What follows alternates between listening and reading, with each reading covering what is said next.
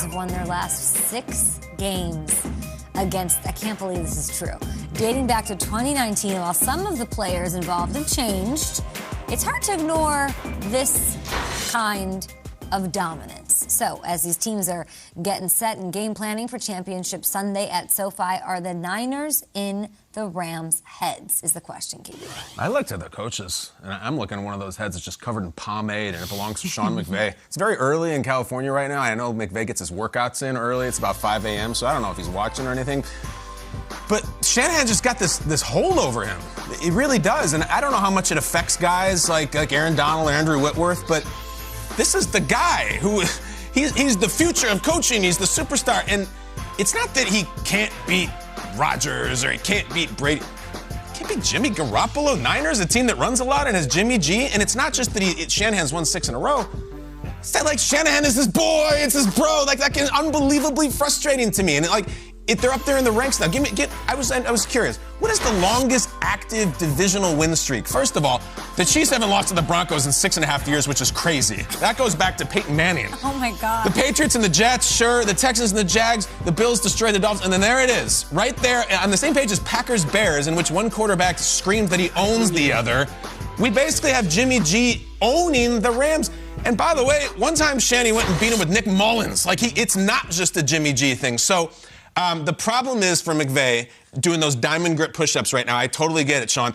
This is now the conversation. And it used to be, what a brilliant genius. And he's all those things. He never has lost a halftime lead. He has now. This is now the conversation. And can you imagine if he loses this one? That's the conversation for 8 months. So, yeah, I don't think that Sean is crying at night, but I think he's thinking about it, and I think he knows he's got to have it. You can't go to 7 in a row and the offseason and be God's gift to coaching. It's a big deal. This is being talked about, Chris. It is a big deal, but it would be impossible to lose to a divisional opponent 6 times in a row and it not be in your head. Mm-hmm. Now, you focused on the coaches, and to me, the coaches, besides the style, have very little to do with it. Because there's too many moving parts. You got special teams, you got offense, you got defense. You even talk about Nick Mullins was even in there for one trip. That has nothing to do with the coaches. To me, it's about scheme. Kyle Shanahan has a better overall scheme than what they have with the Rams. Well, how can you say that? It matches up well. The Rams are more finesse. The 49ers, everything they do outside their kicking game is about power and about physicality. And when those things come together, no matter what decade you go to in the NFL, physicality, it matches up. When Harbaugh was in San Francisco, the physicality, it matches up. So for me, I'm not concerned as much about the head coaches. When you have your star players, because every week we have someone from the coaching staff or someone from scouting, they come in and they say, okay, this is the scouting report. These are their marquee players. And I guarantee you, they have said Deebo Samuels must be stopped. So after week number 6, Aaron Donald's like, who is that? So now you don't know who I am. I'm all pro just like you. Not 7 times in a row, but I'm all pro just like you. And it's disrespectful for someone on first team all pro to not mention another guy on that. So for me, I know it's beyond the coaches. Oh, it's definitely in their head. And the last point is, the last 4 times they've played, guess who's been the favorite? The Rams. 4 times, Vegas said they're going to win this game. So 6 times in a row, absolutely in the head of those players. With you. I think it's in their heads. I think it has to be in your heads. And I think what's crazy about this, and the irony of it is, just 3 weeks ago, the Rams had the Niners exactly where they wanted them. They had them up 17-0 on their home field. And if they beat them, they are eliminated. They never have to hear this again. They don't have to see them in the playoffs. The Saints would be in. They're just gone. Just get rid of the 49ers. And look what happens here. It's 3rd and 1. And Sean McVay goes to a shotgun. Right.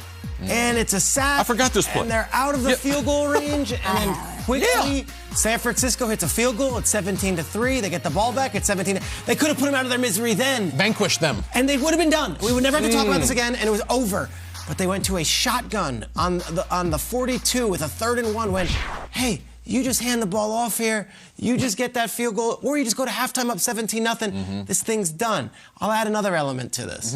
That stadium, I know this isn't going to be looked at fondly by a lot of the Rams fans and many of the Rams leaders and the president and the owner and everyone on down.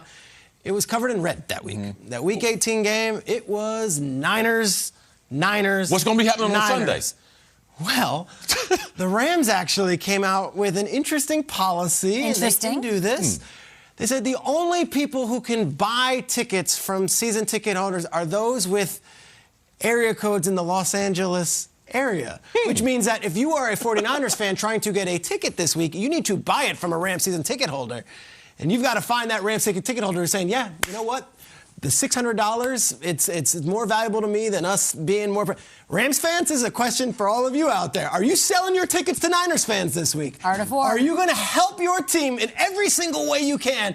Or are you going to be on whatever the license thing that we have as far as tickets are? Are you selling to a Niners fan? Because if that fan base comes out and it's all red on Sunday in the NFC Championship game, wow.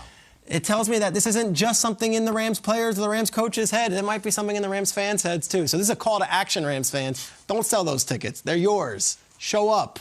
Represent.